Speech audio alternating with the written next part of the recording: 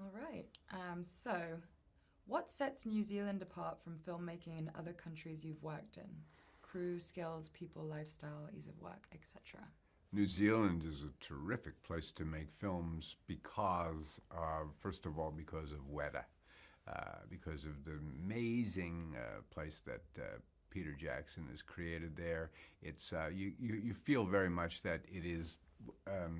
I don't know if it's a cottage industry there, although that sounds a little pejorative. I don't mean it that way. It's just so local. Everything there is so available, and so it seems somehow more scaled, kind of much more to humans than various places can be. I remember back in the old days, you go on the Universal lot, and the first thing you do is get lost. New Zealand is it's a great place. I'll always obviously associate it with the Lord of the Rings films, which meant so much, I think, to filmmaking. And in some ways, it was the Lord of the Rings that ushered Avatar, the possibilities of Avatar, because of the work that Andy Serkis did as Gollum. So I'll always associate it with that, and it's a beautiful environment over there. You're far away. You have nothing to do except make the movie, and yeah. That's nice. Can you describe what it's like working in New Zealand and working with the New Zealand crew? Uh-huh. Yeah. Well, the Kiwis they're a terrific people as a group. I get along very well with them. They're proud. They're competent. They're diligent. They show up on time. They get the work done. They're very proud of their own industry there as well, and of their heritage too. And so you get there. There's a lot of respect. You need to respect them, and they respect you right back. And they're low key. They're not nearly as a people, and I don't mean to profile people as a people, but they're not as kind of blatantly aggressive, I think, as perhaps we are as Americans. So when you get there, you can kind of lighten up just a little bit, it seems to me. Okay, so at what point did you and Jim first discuss the idea of your returning to play an important role in The Way of Water and the subsequent Avatar sequels, and were you surprised to be back from the dead? I was alerted to the fact that my character would be coming back as early as 2007, even while we were making the original Avatar. If I had not perhaps accomplished the role, he might have rethought that. But the truth of the matter was, I think that Quaritch came out very well, and we enjoyed working together, and more importantly, he enjoyed working with me, I suppose. And so I was asked to return, and I think the main thing is that he really liked the character. He liked where the character had been and where the character could go. And I remember having a terrific dinner with him in probably 2010, where he started to kind of outlay the foundations of where the character might go, the fact that he would be undergoing a change, obviously, but he would still be very much, and Jim was always adamant about this, he's not going to be, he's not going to become a tree hugger, this guy. He's still going to be, fundamentally Quaritch, because that's who we love to hate, or whatever, So, and then the evolution of the role, it happened through the writing, and then as it was written, and through the acting of it, and through the kind of the back and forth on the set, where we would, I think, constantly tweak and massage and change things that made sense and advanced the cause of both the story and the character. How is this iteration of Quaritch different from the man we met in Avatar? Could you explain the idea of recombinant? Mm-hmm. And what can you tell us about Quaritch's relationship with the RDA? What about his relationship with the character of Spider? Mm-hmm. There's a number of things in there. Quaritch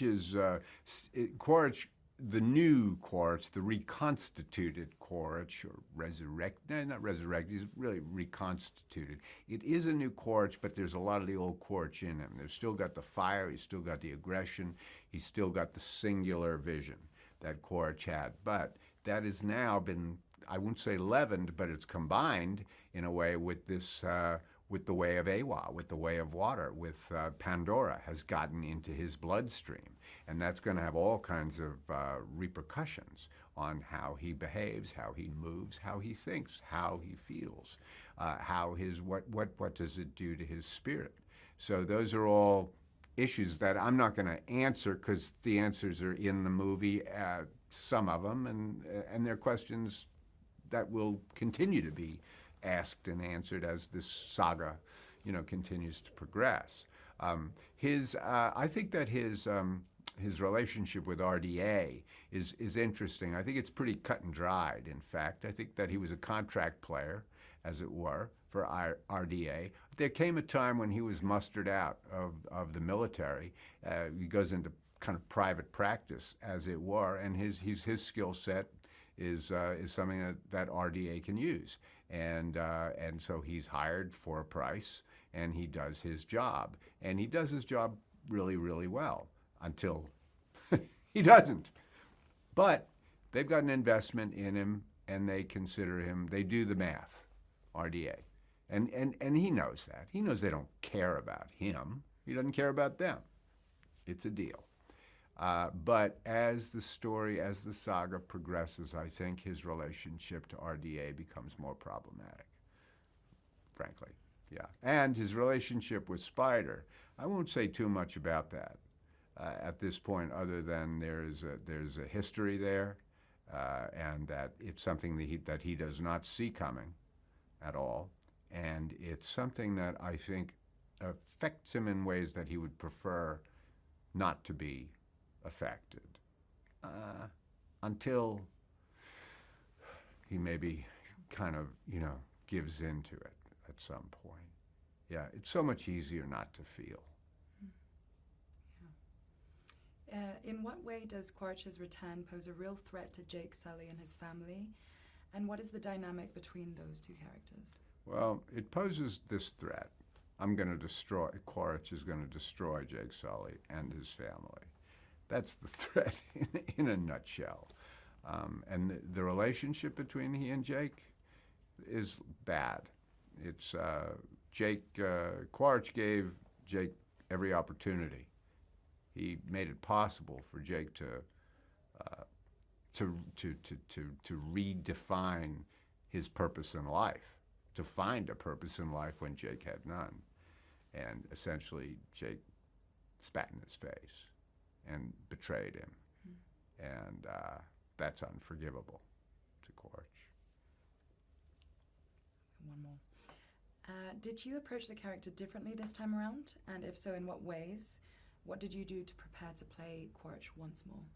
There's always the physical preparation is always to me, it's a go-to thing with Quaritch, because he's nothing if not Strack. He keeps himself the way he wants to keep. He keeps himself the way he wants to be seen, which is in shape to lead, because he's always going to be leading from the front. Quaritch likes to be visible. So the preparation was very physical, of course. And then there's a lot of talking about the character, but in the end, the talk is just the talk. It's all about, you can talk and talk and talk and talk, but then you got to get on, you get on the stage and you start to explore. You start to kind of run your fingers through the dirt of the scene and try and stir things up. And that's where you really find the character. You can make all the plans in the world. I'm going to do this, and I'm going to do this, I'm going to do this with the character. It don't really work that way. You just get yourself in shape. Get yourself prepared for discoveries to happen and for surprises to occur, so you can kind of deal with them, and that's how life happens on the screen. Yeah, that's amazing. Thank you so much for your time. You got it. We're good to cut.